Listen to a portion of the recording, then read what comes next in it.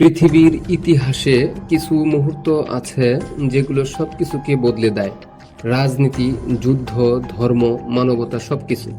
আজ আমরা জানব সেই এক মুহূর্তের নৈপথ্যে থাকা ওসামা বিন লাদেন। তিনি কি কেবল একজন সন্ত্রাসী, নাকি এক অন্যায়ের বিরুদ্ধে প্রতিশোধের মুখ? এই ডকুমেন্টারিতে খুলে যাবে তার জীবনের পরতে পরতে লুকিয়ে থাকা আসল গল্প, বাস্তব ইতিহাসের সেই ছায়াময় অধ্যায়। এক উত্তপ্ত মরুভূমির শহর জেদ্দা। 1957 সালে মার্চে জন্ম নেয় ওসামা বিন লাদেন। বাবা মোহাম্মদ বিন লাদেন ছিলেন রাজাদের বন্ধু, প্রাসাদের কারিগর, দেশের সবচেয়ে সফল ব্যবসায়ীদের একজন। মা ছিলেন নরম স্বভাবের, সিরিয়ার রক্ত বইত তার শরীরে।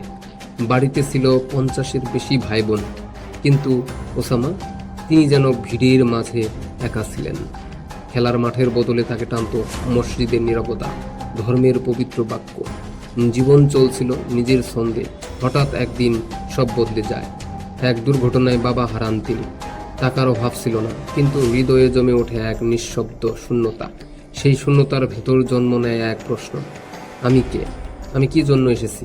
নীরব সেই ছেলেটি তখন নিজের ভেতরে গড়ে তুলেছিল এমন এক বিশ্বাস, এমন এক লক্ষ্য, যা একদিন বদলে দেবে ইতিহাসের গতিপথ। স্কুলের গণ্ডি পেরিয়ে লাদেন ভর্তি হন কিং আব্দুল আজিজ বিশ্ববিদ্যালয়ে। ওই সময় চারিদিকে আগুন জ্বলছিল। ইরানের বিপ্লব, ফিলিস্তিনি দখল, লেবাননের যুদ্ধ। মুসলিমরা রক্ত দিচ্ছিল, আর দুনিয়া যেন চুপচাপ তাকিয়ে দেখছিল। বিশ্ববিদ্যালয়ে তার কিছু শিক্ষক ছিলেন কঠোর ধর্মীয় ভাবনার মানুষ। তাদের কাছ থেকেই শিখলেন নিজেদের রক্ষা করতে হবে, নিজেদের অতীতের গৌরব ফিরিয়ে আনতে হবে। ধীরে ধীরে তার মনে গাঁথা হতে থাকলো একটা চিন্তা: মানুষকে রক্ষা করতে হবে। বিশ্বের অন্যায় আর অবিচার দেখে তার ভেতর জন্ম নিল এক চাপা রাগ। এই রাগ, এই কষ্ট তাকে নিয়ে গেল নতুন এক পথে। একদিন তিনি হয়ে উঠলেন জিহাদের এক মুখপাত্র, আর তার মনে জাগলো নতুন এক স্বপ্ন, একটা নতুন খিলাফতের স্বপ্ন। 1979 সাল, সোভিয়েত ইউনিয়ন আক্রমণ করে আফগানিস্তান। মুসলিম বিশ্ব তখন এই হামলাকে দেখে ইসলামের বিরুদ্ধে যুদ্ধ বলে। সারা দুনিয়া থেকে হাজার হাজার তরুণ ছুটে আসে আফগানে। তারা হয়ে ওঠে মুজাহিদিন, ধর্মের নামে লড়াকু সৈনিক।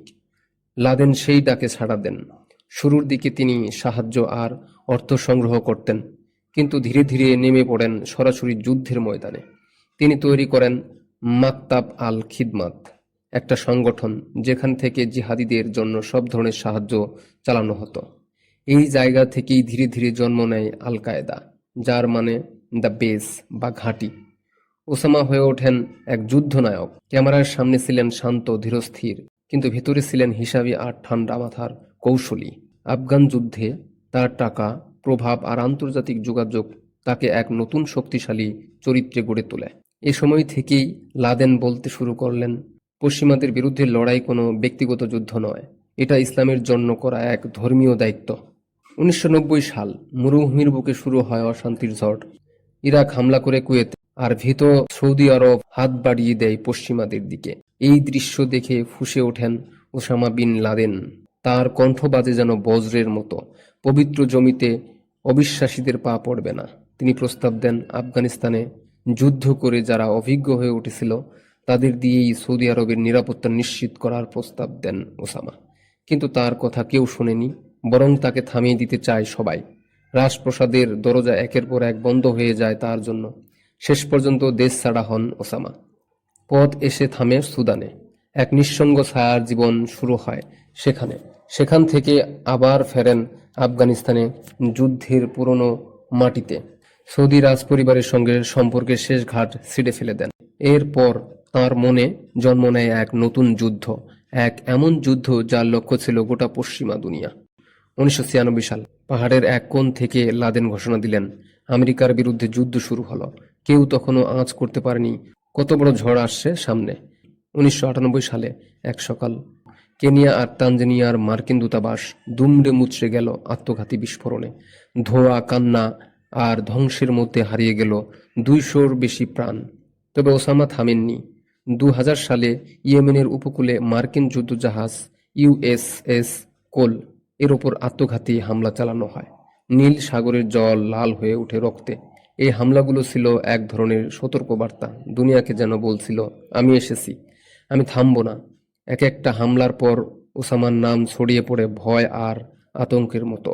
টিভির পর্দায়, পত্রিকার শিরোনামে, বিশ্ব নেতাদের আলোচনায় তিনি হয়ে ওঠেন আধুনিক যুগের এক জীবন্ত ভিলেন। লাদেনকে ধরার জন্য পুরস্কার ঘোষণা করল যুক্তরাষ্ট্র। আর শুরু হলো দুনিয়া জোড়া শিকার, অদৃশ্য এক ছায়ার খোঁজে বিরামহীন যাত্রা। 2001 সালে 11 সেপ্টেম্বর নিউ ইয়র্কের শহর ব্যস্ত সকালে গা ভাসিয়েছিল। কেউ অফিসে যাচ্ছিল, কেউ ক্লাসে। তখনই আকাশ থেকে নেমে আসে মৃত্যু।